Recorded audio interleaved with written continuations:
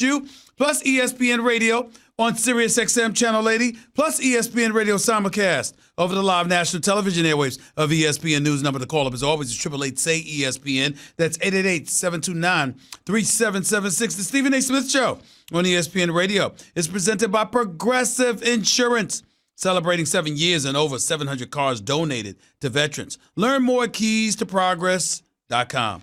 Time for Straight Talk, brought to you by Straight Talk Wireless. Got a jam-packed show coming your way today. Lots of stuff to get into. The very one and only Kevin Durant showed up in First Take Studios, my television show on ESPN every weekday morning from 10 a.m. to noon Eastern Time, 7 to 9 a.m. Pacific. Kevin Durant, the great Kevin Durant, showed up in the house on First Take today. We will get to that a little bit later on in this show. Don't you worry about it, because he had a lot to say. Had a lot to say about Draymond Green, had a lot to say about the Brooklyn Nets, had a lot to say about Kyrie Irving, had a lot to say about Steph Curry. We're going to get into all of that and then some as the show progresses. Make no mistake about that. But the first order of business to get into is the World Series. First things first, congratulations to the Washington Nationals. The Washington Nationals, first World Series champion in Major League Baseball history, as far as I can remember, that won a World Series by winning all 4 road games. Neither team in the World Series won a home game. Washington swept Houston, games 1 and 2 in Houston. Houston goes to the nation's capital, sweeps game 3, 4, and 5. Nationals come back, win game 6 and 7. Props to Steven Strasburg, 2 wins, 2.51 ERA. 1.05 whip, 14 in the third innings pitched in the World Series, 14 strikeouts, 3 walks, opponent's batting average, 222. Strasburg was absolutely sensational, but guess what? He wouldn't have been my MVP. My MVP would have been Juan Soto, this 21-year-old kid who was absolutely sensational. 333 batting average, 1178 OPS, 9 hits, 5 extra base hits, 3 home runs, 6 runs, 7 RBI. There's nothing to discuss as far as I'm concerned. He would have been my MVP. Let me tell you who would have been my GOAT, as in the loser, not the greatest of all time, but the loser. The one most responsible for the demise of the Houston Astros. I would tell you it's A.J. Hinch, the manager. It's very simple to me. Let me tell you something. First of all, you got runners on base. I believe it was around the 5th inning, so Bregman comes up. You got to bunt that ball. Move the runners over. And a game, you know it doesn't take you that long to figure out that the game is going to be tight, that it will likely come down to the wire, that it's going to be a nip and tuck battle, and you got to manufacture runs. You got Bregman out there. Let him bunt. Move the runners over. But here's the biggest culprit. Here's the biggest reason why I've got Hinch as a culprit in all of this. This is the biggest reason above everything else. How in the hell do you not bring in Garrett Cole in the 7th inning? Zach Greinke was absolutely spectacular. 6 complete innings, 6 and a third innings. This dude allows 1 hit, no runs. Into the 7th inning, absolutely spectacular night. Stepped up, handled his business the way he did in Game 3, where he saved this season. And he showed up again in Game 7. Zach Greinke was sensational. But then he slipped up. And he gave up the home run to Rendon. Once you do that, I understand the thinking of Hinch. Well, you know what? We're going to get out of this inning, and then we're going to bring in Garrett Cole. And, because we haven't brought him in the middle of an inning because he's not a relief pitcher, so he's usually starting and all of this other nonsense. See, this is overthinking. This is analytics getting the best of you. This is you using numbers and not thinking about what's inside your soul, your gut, and going with that. We all know the Houston Astros are renowned for relying on analytics to a more adroit degree than many other organizations within Major League Baseball. We all know they pay attention to these numbers. We all know they look at things from a numerical or an analytical perspective, a bit excessively, one might add. Last night was a perfect example of that. How in the hell do you not go immediately to Garrett Cole? He's your ace. He's the one that's been balling. It's Verlander that's been struggling. Zach Greinke already started Game 7 for you. He's got nothing left. Why didn't you just go with Garrett Cole? The dude is a stud and has been a stud all year long. Since he's put on an Astros uniform before the postseason, his record was 35-10. The brother doesn't give up an abundance of home runs. You got runs, period. You got a one-run lead with 8 outs to go. And a guy that starts and produces 7 complete innings for you can't give you 2.5? And find that sound for me, please. Shannon, when when Garrett Cole is talking about himself as an Astro, and I was nice being here and all this, he's ticked off. And I don't blame him. I mean, what the hell? It's Game 7. It's Game 7. This is it. There is no tomorrow. You heard Rocky Balboa. You heard Mickey. Say it to Rocky Balboa. I'm sorry, it was Carl Weathers. My apologies. In Rocky 3, when Clubber Lang, a.k.a. Mr. T, beat the living crap out of him. And Mickey had a heart attack and ended up dying. And Rocky lost all the confidence in the world because he sat up there and Mr. T was sitting up there talking about him, saying, you scared, be a man. And Mickey was like, no, you're not fighting this guy. And Rocky's like, I want to fight them, while they're sitting out there outside the statue in Philadelphia and they're honoring them.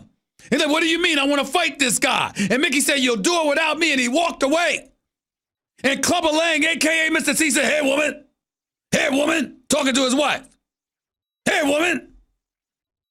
I know you wish you had yourself a real man at night. Why don't you come on over to my apartment and all of this other stuff? And Rocky lost it. Remember that? Then he went back to his house, his mansion, living a comfortable life. And Mickey said, because you can't win. He'll knock you to tomorrow, Rock. Remember that? He'll knock you to tomorrow, Rock. And then he went out and got knocked out to tomorrow. Lost his confidence, and then Carl Weathers, who, by the way, I just saw at the Staples Center the other day, looking pretty good. He sat up there and he's training Rocky, running on the beach, training him in the gym. He can't swim. He's not putting in the effort because he's lost all his confidence. And Carl Weathers screaming at him, there is no tomorrow. There is no tomorrow. That's what A.J. Hinch should have known last night. There is no tomorrow. It's Game 7, damn it. How in the hell do you not get the ball to your ace? If I'm Garrett Cole, I don't ever want to look at this man again. It's Game 7. I'm your stud. You tried Verlander. He couldn't get it done in Game 6. He gave up back-to-back blast. It's come down to Game 7. I'm here. There is no tomorrow. There is no tomorrow. And you got this opportunity, and you don't even call him. Why? Because it was the middle of the inning? That's the most stupidest, nonsensical thing I ever heard in my damn life. So you need to wait so he can start an inning. If that ain't overthinking the analytics of something, what is? So as a result, what happens? I'll tell you what happens. He brings in Will Harris. And this guy gets smacked around. And ultimately, a 2-run blast is given up to Howie Kendricks. And the next thing you know, they're operating at a deficit now. There's no guarantee that wouldn't have happened against Garrett Cole, but damn it, you take your chances. This is your race. You don't want to listen to me? Fine. Listen to Garrett Cole speak about this himself. Learned a lot about pitching from my teammates, from the pitching coaches and pitching staff. Learned a lot more about the game from AJ, and it was just a pleasure to play in the city of Houston. You heard that? Did you hear that? Does that sound like a man that's coming back to the Rockets? To the Astros? Does that sound like a man that's coming back, that's looking forward to being an Astro in the future? Does that sound like it? It sounds like he's saying goodbye. He's going to be a free agent, He gave part of his teammates. Applauded his contemporaries, his colleagues in the pitching staff. Did he say a damn word about A.J. Hinch? Hell no. Hell no. And I wouldn't either. It's a game 7. This is it. There is no tomorrow. There is no tomorrow. There is no tomorrow. And this guy is sitting up there with your ace in the bullpen standing. And oh, by the way, Hinch warmed up in the 6th. He warmed up, and then for some reason you sat him down and had Will Harris up in there. What the hell?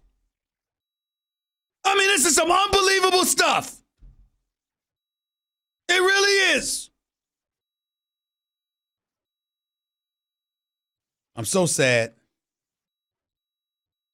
I got to tell you that. I'm so sad. Because I watched this guy. He won 107 games last year, lost just 55.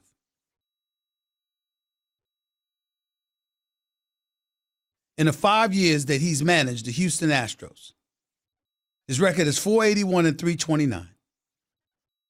He's won 2 pennants and a World Series title. Not a bad job. Has never had a losing record. And I'm not trying to advocate he'd be gone or anything stupid like that. He's done a hell of a job, but I got to tell you something. He should have a very difficult time sleeping for many nights this offseason. You got Garrett Cole waiting with a championship on the line. There is no tomorrow. And you got him sitting there because of Will Harris. And you can't make this up. Can't make it up. Nationals deserve a lot of credit. Juan Soto is special. I love him. But it is appalling to me that the Astros lost in that fashion. I would have much. It's not. Listen, ladies and gentlemen, it's almost as bad as how the Yankees lost. Aroldis Chapman, it's not about you getting a home run smacked on you. It's about you being in Major League Baseball because of the heat that you throw. 100 miles per hour, and you're going to try to get cute with 87 mile per hour sliders against Jose Altuve. I mean, what the hell were you thinking? If you're going to go down with your best stuff, go down swinging. I never liked the fact that George Brett with the Kansas City Royals many, many years ago in the 80s smacked a home run off of Goose Gossage. I never liked it to win a pennant. I never liked it at all. But damn it, I got to give credit where credit is due. Goose Gossage brought the heat. This is how I'm going to go out. You're going to have to hit this fastball because this is what usually gets people out. I'm going out like that. Nothing wrong with that. Nothing wrong with that. But Aroldis Chapman tried to get cute and then got the nerve to go and accept an award for Closer of the Year in the American League a week later. I mean, something wrong with this world, man. Something wrong with this world.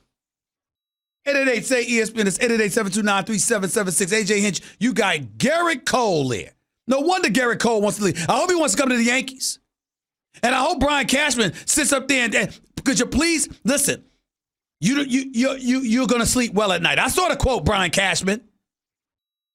You're lucky I'm a decent dude that don't advocate for people to make it uncomfortable for you to sleep after an idiotic quote like that. You know how many Yankee hearts are broken because you didn't want to improve your pitching staff come MLB trading deadline?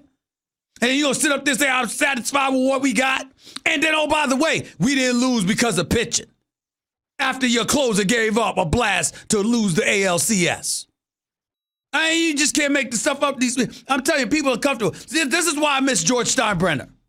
This is why I miss George Steinbrenner. Because, damn it, if I ain't comfortable, you ain't going to be comfortable. You ain't going to sit up there and blow stuff and then walk around with a Cheshire Cat smile, acting like everything is all right. Hell with that. You ruining my day, I'm ruining yours.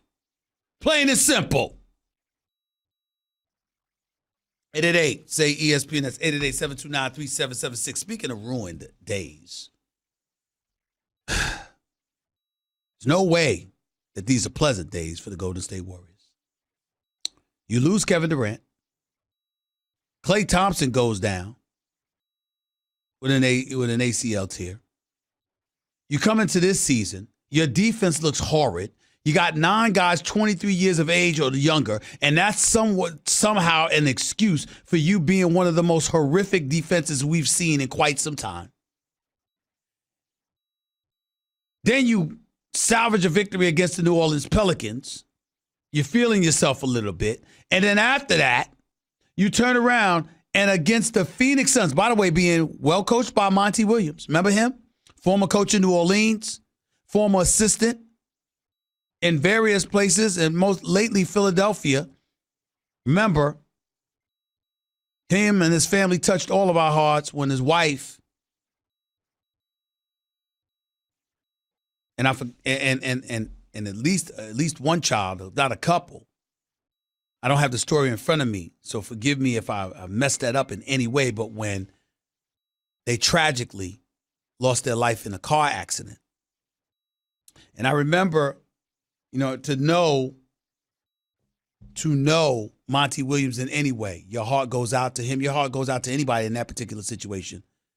But considering the classy individual that he is, how wonderful he and his family were, and, for him to suffer such a loss like that, it's just devastating. So it's always good to see him, and it's always good to see him okay. He ultimately landed on his feet as an assistant coach in Philadelphia. And then he got the head coaching job in Phoenix, even though he was interviewed for the Los Angeles Lakers job before backing out of that. He got the Phoenix Suns job and thus far is doing an impressive job. Has them playing better basketball than I've seen them play in quite some time. Let me say this. Ladies and gentlemen, they were up by 29 on the Golden State Warriors in the first quarter. Ladies and gentlemen, there are teams that can't score 29 in a quarter. Yet, they were up 29 in the first quarter. It was so embarrassing. Steph Curry was on the court at that time. So was Draymond and the rest. They were getting blitzed. And then, obviously, in the third quarter, Steph Curry is driving into the lane.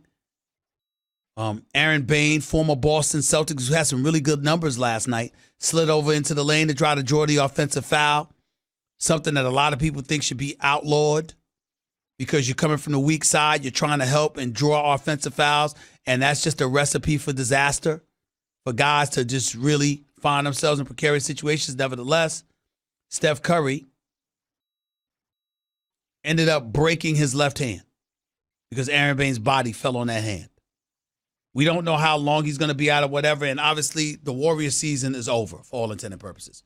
Nobody is there to assume that we're going to see anything that comes close to a playoff squad. We're not going to see anything. There's no other way to put it. Okay? You also have to remember that if you're the Brooklyn Nets, you somewhat got screwed over because when you worked out the sign and trade, when Kevin Durant made it clear he was leaving the Golden State Warriors and he ended up going to Brooklyn, and you worked out a trade involving D'Angelo Russell and what have you, you have to remember Golden State had to include a first-round pick before Durant would agree to sign off.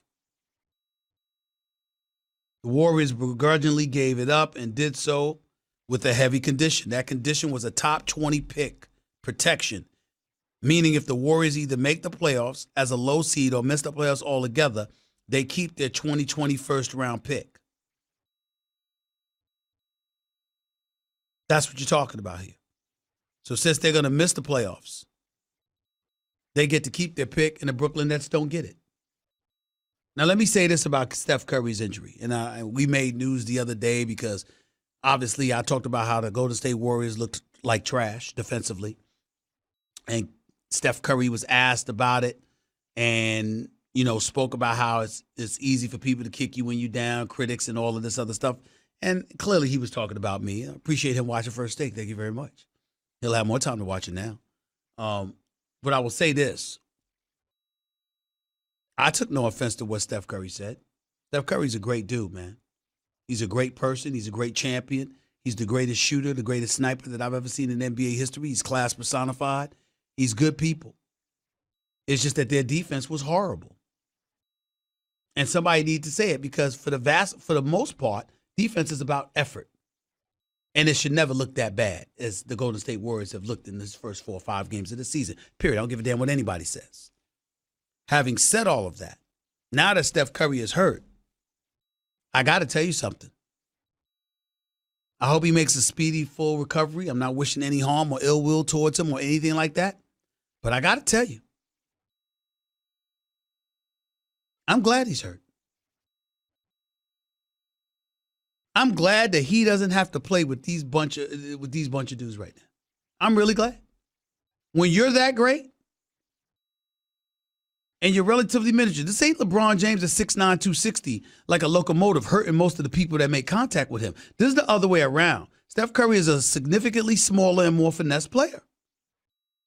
And the fact that KD and Clay were not going to be there, I knew from Jump Street Steph Curry was going to get hurt this season. Because he's a pretty boy with mad, electrifying skills who dudes are determined to soften up any chance they get because that's their only hope of stopping somebody so magnificent. That's their only hope. So as a result, you know what they're saying. We're going to put a hat on him. We're going to put a body on him. We're going to make him feel picks and screens and slaps at the ball or on the wrist or anything like that. Steph Curry was going to get beat up. And why get beat up if Clay is not there with you?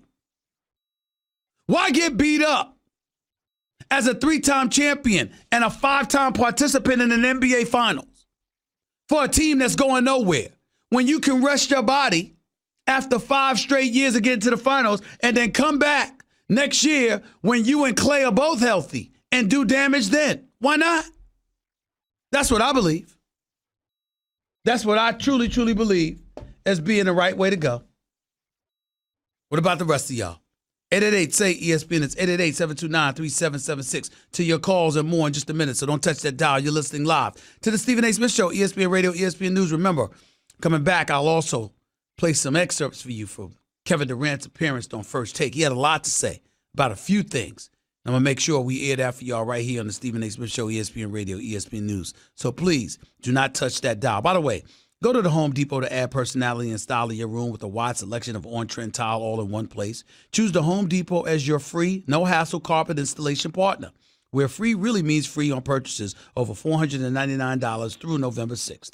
Everything from moving furniture to carpeting stairs. Really, no fees. Today is the day for doing. Visit HomeDepot.com/flooring for details. That